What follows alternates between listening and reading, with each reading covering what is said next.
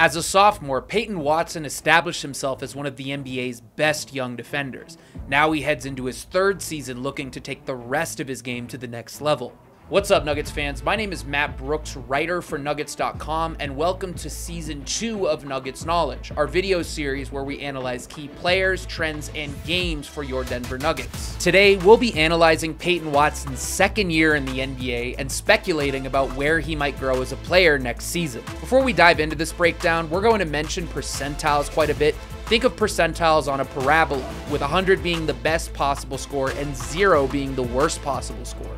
Okay, with that out of the way, let's get into it. Watson's ceiling as a defender was on full display in his second NBA season. He might be the best shot blocker at the wing position since Andre Kirilenko.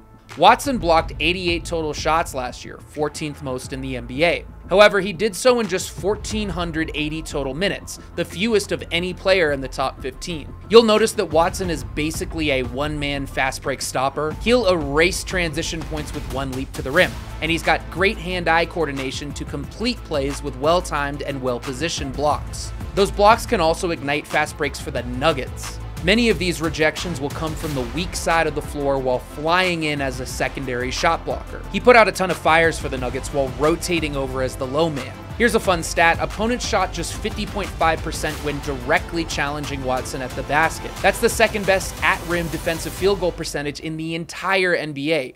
The only player who protected the basket better according to this metric was Ivica Zubac, a center.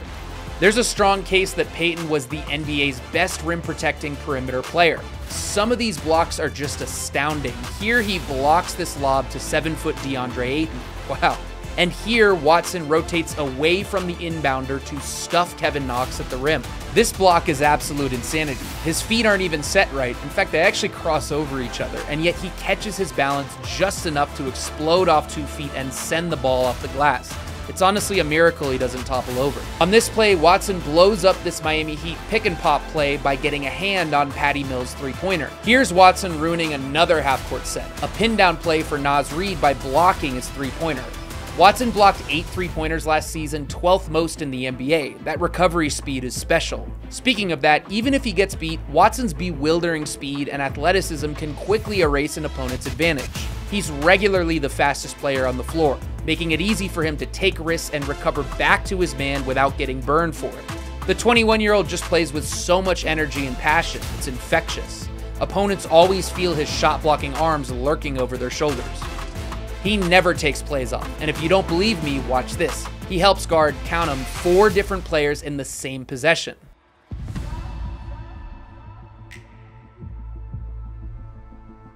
All in all, Peyton is a very disruptive team defender, an event creator who constantly generates transition offense by forcing errors with his athleticism. Here's some other crazy Watson defensive stats. He held his individual matchups to just 42% shooting from the field. That ranked 3rd in the NBA. He was excellent at guarding in isolation. Watson was also a positive pick-and-roll defender against ball handlers. His athleticism certainly helps him in this category. This screen makes pretty good contact with Peyton and knocks him off his spot, but his speed allows him to somehow recover to the front of Jalen Green and contest his shot. Peyton's so good at jumping off on even footing, which is a really unique skill, he somehow finds a way to gather himself and swat this shot off the glass. Now, because of his defensive tools, Peyton spent a lot of time guarding star players, and he kinda held his own. For example, Watson limited Kevin Durant to just 6 of 20 shooting, or 30% from the field, over 3 regular season games. Durant is nearly 7 feet tall with a high release point on his jumper, so very few players can affect his scoring game. But Peyton's speed and leaping abilities, combined with his 7-foot wingspan, crowded Durant's airspace. KD just doesn't have a lot of space to get this shot off. That's a great contest from P-Watt. His speed also played an important role when Durant got a step on it. Some other examples: Peyton held Paul George to 4 of 13 shooting in 4 regular season games. PG's former teammate Kawhi Leonard shot just 1 of 5 from the field against him last season. P-Watt did not look out of his element guarding some of the best players in the world, and that says a lot about him. There are certain matchups that may not be as advantageous for him. A bigger forward like Jaren Jackson Jr. is probably a little too physically imposing for Watson at this stage of his career, but Peyton's just 21 years old. He'll add muscle to his frame as he matures in his mid to late 20s. In the interim, a more wing-sized forward like Durant is Peyton's total sweet spot. He's even shown the ability to hang with quick guards like De'Aaron Fox. In In fact, Fox might be the NBA's fastest player, and Peyton's able to stay stride for stride with him on this drive to the rim. That is how fast P-Watt is. Like any young player, he's got things he can work on. Things like timeliness on switches are still a work in progress, but it's worth noting that last season was basically his rookie season. He played less than 200 total minutes in his first year in the NBA. Experience will help with the intricacies of NBA defense. Stuff like switching on time should improve with more reps. He's not a finished product after all, and he'd be the first to tell you that. Plus, he's already displayed traits of being a quick learner. Getting around ball screens was a work in progress for him early last season, but by January, he was bobbing and weaving around pick and rolls against all-star Tyrese Maxey. Seriously, that performance against Maxey was phenomenal. He looked like a seasoned vet trailing the speedy guard around screens and using his arms to deny passing windows. Maxey did not make a single shot against Watson all season long, according to the NBA's tracking data. By the end of the year, Watson was a positive pick and roll defender, as mentioned. Just a massive improvement. He picks up things fast. If it isn't already clear, Watson's calling card is defense. He just oozes potential on that end, and he's already one of the most ferocious shot blockers in the league. He's shown the ability to guard a variety of players. Super quick guards like Fox and Maxey, as well as highly skilled wing scorers like Durant and George, or even powerful and physical forwards like Kawhi. That's just an outrageous amount of defensive versatility. Think about how different each of these players are, and Peyton can credibly guard all of them. Looking ahead to next season, the biggest thing for Peyton will be finding a consistent role for himself offensively. He's got undeniable skills on that end, and he showcased a lot of them last season. But what does that look like for Peyton offensively? He's not a post-up player at this stage of his career, nor is he a high-volume ball handler, and that's fine. Those roles are being filled by the stars on this Nuggets team. The Jamal Murrays, the Nikola Jokic's, and the Aaron Gordons. To me, at least, the most straightforward path to a consistent offensive role would be improving as a three-point shooter. He shot 35% from deep in his first 41 games of last season, so the potential is absolutely there. Peyton hitting more threes opens up the rest of Denver's offense. Defenses won't be able to send extra help toward their stars. One game that comes to mind was December 28th against the Grizzlies. Memphis clogged up plays involving Murray and Jokic at the expense of open Watson threes, and he made them pay by nailing 4 of his 10 looks from deep, 40%. That game, among others, was a great sneak peek at the value of Peyton's three-point shooting. 3-and-D players, or players who specialize in hitting three-pointers and playing defense, are by far the most valuable archetype in the modern NBA because of how many lineups they fit in, and how well they fit next to stars. Here's a great look at his mechanics. He likes to sway both legs forward on his follow-through, maybe a little bit Kevin Love-ish. And you'll also notice he turns his right toe inward as he steps into his shot. That's something that Kevin Durant does. All in all, it's a jumper that appears pretty in sync. One thing that stuck out to me was how good he looked in certain actions. Rising up from the right corner to the right wing while Denver ran pick and roll, for example, was a movement pattern that seemed comfortable for him. Of course, the biggest thing for Peyton will be just letting it fly. Good things happen when he hoists them up, and it makes it tougher for opponents to do gimmicky things like put their centers on him if he's making his threes. Plus, if his shooting progresses, he'll attract harder closeouts, thereby giving him more opportunities to get to the rim. He's shown good shooting touch from other spots on the floor. This 10 to 12 foot range was a total hotspot for him. In fact, he made more than 50% of his shots from 10 to 14 feet away from the basket. That's about what mid-range specialist Chris Paul shot from there last season. Fading away on mid-range jumpers only increased his accuracy. He made more than 60% of his fadeaway jumpers according to the NBA's tracking data. Some of these fadeaway jumpers came off multiple dribbles, and sometimes he'd use a step back to create extra separation.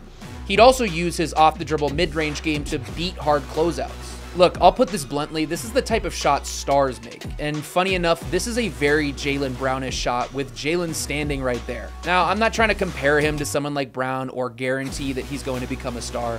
I just simply wanted to point out that Peyton's got a little bit extra in his bag, some self-creation skills. Overall, I just wonder if his strong shooting from the mid-range translates to the rest of the floor.